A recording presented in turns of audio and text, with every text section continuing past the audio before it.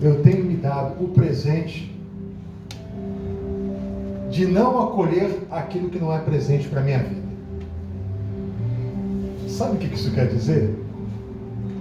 Aquilo que não é presente para a minha vida, aquilo que não é agradável para a minha vida, aquilo que não me acrescenta, aquilo que não me transforma, aquilo que não diz algo da parte de Deus para a minha vida, eu tenho me dado o presente de não receber. Porque muitas vezes a gente vive como meninos. E a gente fica acolhendo, como se a gente tivesse a necessidade o tempo todo de acolher aquilo que não é bom para a gente. E a gente começa então a se descaracterizar. A gente vai perdendo a nossa essência e vai se descaracterizando ao longo da existência. Então, um dos presentes que eu tenho me dado é de não acolher aquilo que não é presente. Aquilo que não é bom para mim, eu descarto. Eu digo bom quando eu estou diante de Deus e sabedor de que Ele quer o melhor para mim, enquanto ser humano. Então, primeiro presente que eu tenho me dado, não acolher aquilo que não é presente. Não acolher aquilo que não é bom. Falas que chegam que não são boas, eu desprezo em nome de Jesus. Amém. Atitudes que chegam que eu não vejo como atitudes bacanas na presença de Deus, eu as desprezo em nome de Jesus. Então, diante dessa realidade, eu vou tentando livrar a minha existência nessa terra de uma vida que seja um pouco mais relacionada com Deus, relacional com os homens e relacionada à palavra de Deus. O que eu fico intrigado, gente, é que nós nos preocupamos com a nossa saúde do corpo, mas dificilmente nós estamos atentos às orientações que vêm de Deus para a nossa alma. E dentro desse primeiro presente, que eu não recebo aquilo que eu vejo, que eu sinto e percebo, no discernimento espiritual que não é de Deus, a gente vai vendo essas coisas acontecendo. E de forma muito clara isso acontece com a fé. Ora, a fé é a certeza de coisas que se esperam, a convicção de fatos que se não veem. Pois pela fé os antigos obtiveram bom testemunho.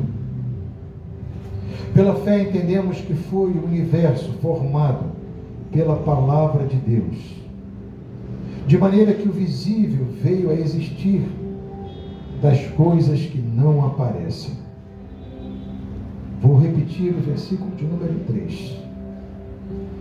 Pela fé entendemos que foi o universo formado pela palavra de Deus, de maneira que o visível veio a existir das coisas que não aparecem. Palavra do nosso Deus. Amém. Para você que está aqui, para você que está aqui com a gente hoje, você que está em casa, que Deus nos abençoe no nome de Jesus. Diante disso que nós, na introdução, abordamos aqui, o que Deus espera da gente? Com relação a sermos os seus seguidores, a sermos aqueles que representam o seu nome, a sermos aqueles que por onde andam, por onde passam, exalam aquilo que a Bíblia chama de bom perfume de Cristo. O que Deus espera da gente? A pergunta que me faço nesse momento é: que perfume eu tenho exalado? Que cheiro é esse que sai das minhas práticas, das minhas ações, da minha vida? Quando a gente olha para esse texto aqui e não tem o autor que endereça essa carta aos Hebreus, a gente não sabe quem é o autor até hoje, especula-se muito, mas nós não sabemos ao certo. Mas o autor tem uma intenção. A palavra de Deus, ela sempre é bem intencionada e inspirada por Deus para tratar aquele que a ouve. E muitas vezes não só aquele que a ouve, principalmente essa semana eu ouvia um casal falar para mim. E esse casal falou por aproximadamente 2 horas, 2 horas e 30. Quando a gente olhou para o relógio, era mais de meia-noite. Quando eles chegaram onde nós estávamos, eles chegaram de um jeito.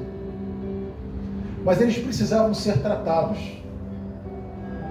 E eles começaram a falar, ambos portadores de fé. Ambos frequentando igreja cristã. E por que não dizer, bem intencionados. Mas que no curso, na trajetória da existência, a vida foi promovendo a eles uma série de situações estranhas, que naturalmente passam e acontecem conosco. Nessa realidade, eu comecei a perceber uma coisa: eles têm fé. A fé existe. A fé está ali. E eles esperam que algumas coisas venham à existência, mas talvez não saibam como. Talvez eles não saibam como. O que nós acabamos de ler diz que Deus traz à existência aquilo que não existe. Carta aos Hebreus. Deus traz à existência aquilo que não existe. Ou seja, Deus traz cura onde tem enfermidade. Não tinha cura, não tinha saúde. Deus traz cura, traz a existência. Deus faz existir. Deus proclama novidade. Nessa realidade aqui, a minha fé não está esperançada ou esperançosa em alguém. Eu não espero nada de homem. Eu aprendi no cristianismo a esperar de Deus. Quando eu espero em Deus, eu não me decepciono. Esperar de gente, eu corro o risco de passar por decepção. A palavra de Deus diz lá no Antigo Testamento que maldito é o homem que confia no homem. A palavra de Deus vai dizer isso para mim claramente. Eu não estou esperando de ninguém, mas ninguém mesmo. Aí você poderia olhar para mim e dizer assim: pastor, nem de quem você abençoa? Não, porque eu não estou abençoando com o propósito de esperar algo. Eu não estou ministrando com a esperança ou expectativa de esperar algo de quem ouve. Eu não invisto em alguém recursos com a perspectiva de esperar que ele me retorne coisas. Eu faço isso porque isso está inerente à minha vontade. Assim como Jesus não esperava nada de nós. Ele peregrinou na terra e não esperava nada de nós. E o que ele obteve do povo que estava na terra nos seus dias foi desprezo. Foi pedido de condenação. É nessa perspectiva aqui da Bíblia: ora, a fé é a certeza de coisas que se esperam, a convicção de fatos que se não veem. Ou seja, o que você tem aguardado em Deus? O que você tem esperado em Deus? Agora a pergunta que não quer calar, que não deseja calar nessa noite: o que eu estou fazendo para guardar em Deus aquilo que eu espero? Porque tem gente que passa, pastor, a vida inteira esperando em Deus, mas não promove nada. O que eu estou fazendo para aguardar em Deus? Qual a parte que me cabe para ter o caráter aprovado e esperar em Deus? Qual é a parte que me cabe? Veja se isso é fé. Concurso do Tribunal Regional Eleitoral, próximo a ser aberto. Salário inicial para aproximadamente 30 horas semanais, aproximadamente R$11.000. Tem gente estudando há aproximadamente 10 anos para esse concurso, virando dias e noites estudando para esse concurso. Aí o sujeito chega perto de você e diz assim: eu estou com muita fé que eu vou passar. Aí você olha para ele e fala assim, quanto tempo você tira por dia para estudar para esse concurso? Não estou estudando não, pastor. Eu tenho fé que eu vou passar. Deus vai me honrar. Não vai não, cidadão. Porque Deus é lógico e Deus trabalha com lógica. Quando Deus cria o mundo em 7 dias, teve toda uma programação, teve toda uma ordenação. Aliás, não 7 dias, a melhor tradução do hebraico seria 7 eras. Em uma era, Deus criou uma série de coisas. Numa segunda era, Deus criou outra série de coisas. Essa é a melhor tradução. E aí você diz assim, Deus vai me honrar. Não vai. Deus vai honrar quem se empenhou. Quem acreditou e depositou as fichas, as esperanças nele. Ótimo. Mas fez por onde? Trilhou o caminho. Deu início. Deu um pontapé inicial. Buscou, recebeu. E aí, nessa perspectiva de fé, a convicção de fatos que não se veem, é claro que tem situações que Deus vai fazer, Ele vai operar o que Ele quiser fazer. Aleluia. Pode acontecer uma aprovação sem ter estudado? Pode, mas a chance para isso acontecer é mínima. Agora, se eu sei que tem milhares e milhares de pessoas estudando para esse fim, para esse concurso, por que eu não me empenho? Por que eu não invisto o meu tempo? Por que eu não mergulho de cabeça nesse propósito? Ou melhor, por que eu não espero firmemente que esse propósito aconteça, que Deus traga a aprovação à existência que não existia antes, vivendo o processo de estudar? E assim a gente quer fazer acontecer na vida coisas que não vão acontecer se a gente não se empenhar. Aí a gente quer experimentar, como a gente sempre diz aqui, o extraordinário de Deus, o sobrenatural de Deus, mas a gente não consegue viver o ordinário. João, eu quero o extraordinário, mas eu tenho uma dificuldade tremenda no ordinário. Eu tenho dificuldade de abrir a palavra e ler sozinho na minha casa. Eu tenho dificuldade de tirar um período de oração e ler na minha casa. Eu tenho dificuldade para jejuar sozinho, onde ninguém está vendo o que eu estou fazendo. Mas eu gosto do extraordinário. Deixa eu dizer uma coisa para vocês. Até gente que não tem necessariamente uma fé explícita no Cristo da fé, eles se empenham para ter resultados. Até mesmo o desfile na Marquês de Sapucaí, as escolas de samba precisam ensaiar meses e meses e meses para promover aquele espetáculo extraordinário. E qual é então o ordinário, pastor? Eles ensaiam quartas, sextas e domingos, cotidianamente a partir do mês de julho, para chegar em fevereiro e apresentar o espetáculo. Até eles sabem que precisam se empenhar, se dedicar. Se eu quero experimentar a fé, o extraordinário de Deus, amém, eu preciso mergulhar. Aleluia. Eu preciso me dedicar. Alguém já disse que a fé vem pelo ouvir, e ouvir a palavra de Deus. E a palavra de Deus me leva a acreditar que os antigos obtiveram bom testemunho, deram bom testemunho, se empenharam para dar bom testemunho.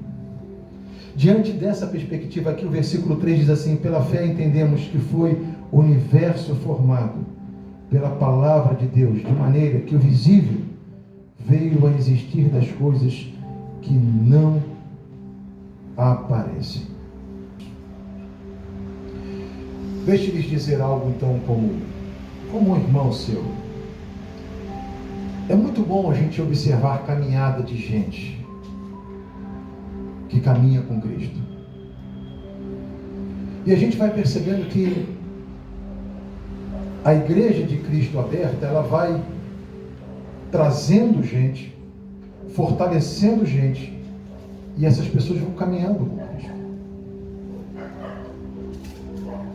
naturalmente, essas pessoas crescerão na fé e deixarão de receber leitinho como os bebês recebem e passarão a receber alimento sólido. Hoje eu estava diante de um moleque lindo demais, Pietro. E uma coisa que eu achei interessante do Pietro gosta de comer. E houve uma identificação tremenda comigo, porque eu gosto de comer também. E a mãe tem todo um cuidado de preparar alimentos saudáveis e naturais para o Pietro. Ontem, quando ele pegou o morango, que mordeu o morango, ele fez uma cara assim com o morango, mas botou o morango para dentro na raça e comeu um pote de morango todo. Hoje, quando a comida do Pietro foi acabando, a mãe olhou para a gente e falou assim, e quando acaba ele reclama. Não deu outra. Quando a última colher acabou, a mãe foi e apresentou um pouco de água para o Pietro fez assim, ó. Eu quero comida. Hoje o Pietro está recebendo comida na boca.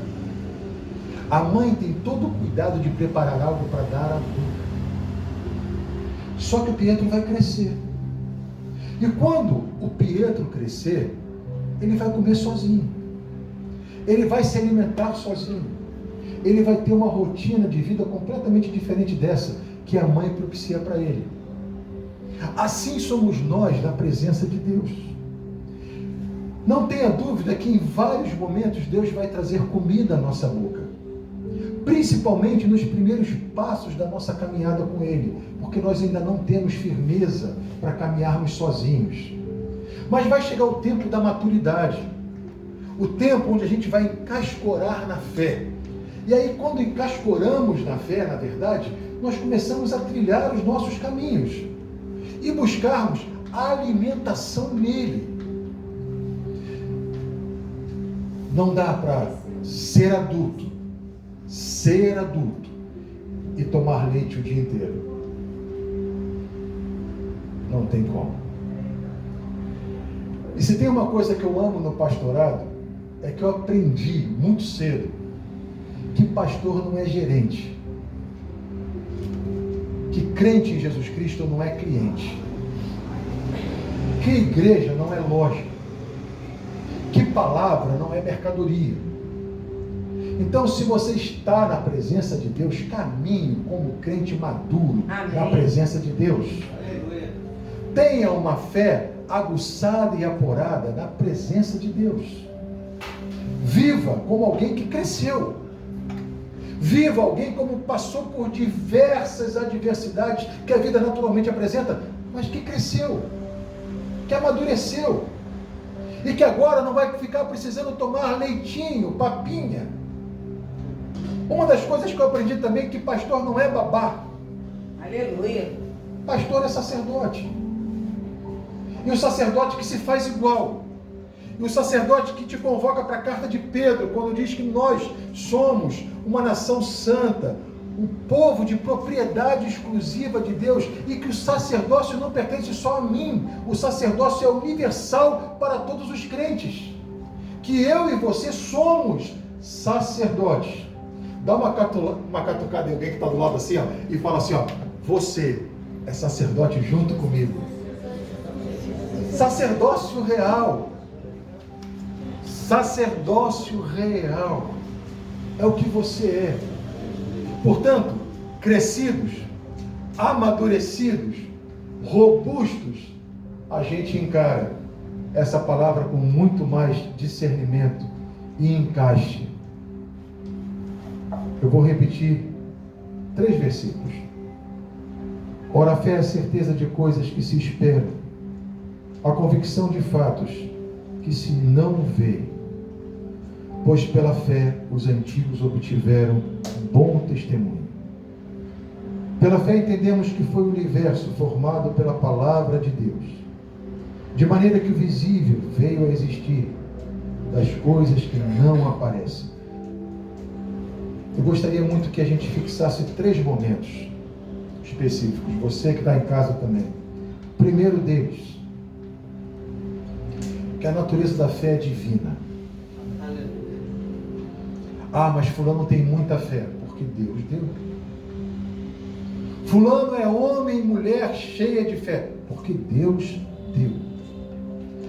Nós não teríamos a possibilidade sequer de falarmos, temos fé.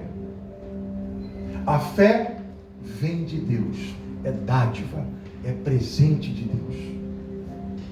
Nós não buscaríamos a fé se antes Deus não nos tivesse escolhido antes da fundação do mundo. Então, não existe caráter meritório na fé. Fé vem do alto para a sua vida. É a primeira coisa. Segunda, se a natureza da fé é divina, eu não preciso viver aterrorizado com o inimigo da minha alma. Se a natureza da fé é divina, eu preciso entender que Satanás, ele não tem uma mente divina. A mente de Satanás caminha de forma razoável com a mente humana. O inimigo não sabe o que pensamos, não conhece as nossas intenções. Deus sabe, o inimigo não sabe. E essa história de dizer, mas cuidado com o inimigo. Gente, tem que ter cuidado, não subestime, mas também não superdimensione. É preciso ter cuidado? Mas não superdimensione. O Apocalipse vai dizer, sabe o quê? Que vai ter um dia, que Deus dará ordem a um anjo seu. Um anjo. Sabe o que é um anjo? Anjo, na hierarquia espiritual, está abaixo de você para te servir. Deus dará ordem a um anjo e ele aniquilará as obras de Satanás. Um anjo é suficiente. Então, por que superdimensionar o que o inimigo é? O inimigo é aquilo que você permite que ele seja. O inimigo é aquilo que você dá espaço para que ele seja. E não precisa estar fora da igreja para o inimigo atuar. Muitas vezes, eu gosto muito de um autor chamado C.S. Lewis. C.S. Lewis, ele não é teólogo, talvez seja por isso que eu gosto tanto dele. C.S. Lewis é um jornalista britânico, muito amigo da época do reverendo John Stott, capelão da família real. E o Lewis tem um livro que eu acho que vale a pena você ler. O nome do livro é As Cartas do Coisa Ruim. Pastor, vale a pena ler isso? Vale. Boa literatura. E o Lewis diz assim, que as cartas do Coisa Ruim é um diabo mor, um diabo pai, ensinando um diabo mais novo como agir. E aí presta atenção, João. Ele dá dicas para como o diabo mais novo vai atuar na vida daqueles que são de Deus. E aí o diabo mais novo pergunta assim, mas quais são os lugares que eu devo ir? Ele dá algumas instruções, o paizão lá, dá algumas instruções. Aí o diabo mais novo, sagaz, perspicaz, fala assim para o pai, mas espera aí, se eu for no lugar onde eles se encontram, onde eles se juntam, onde eles se reúnem, fica muito mais fácil. Eu vou atuar então dentro das igrejas. Aí o diabo pai olha para o filho e diz assim, lá você não precisa, porque lá a vaidade e o ego fará com que eles se destruam. Lá dentro você não precisa, porque lá dentro é cheio de vaidade, como diz Eclesiastes, através do sábio Salomão, e cheio de ego. Lá você não precisa atuar, porque eles mesmos são capazes de se destruir. Segunda observação, pela fé os antigos obtiveram bom testemunho. Você é alguém que está sobre a face da terra, para que mediante a sua fé testemunhe quem Cristo é. Última observação, quando a gente entende que todo o universo é criado por Deus e que nós somos parte dessa criação, nós vamos nos tornando profundamente dependentes dele.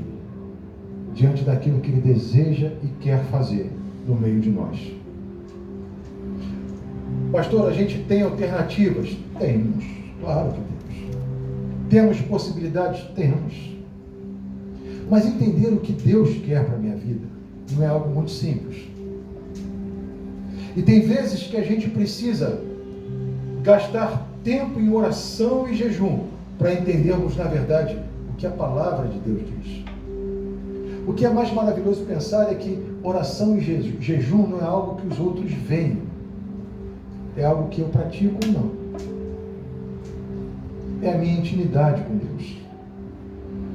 Oração e jejum não é algo que traz geralmente muita fama, porque é algo para você. É nutrição saudável como a do Pietro.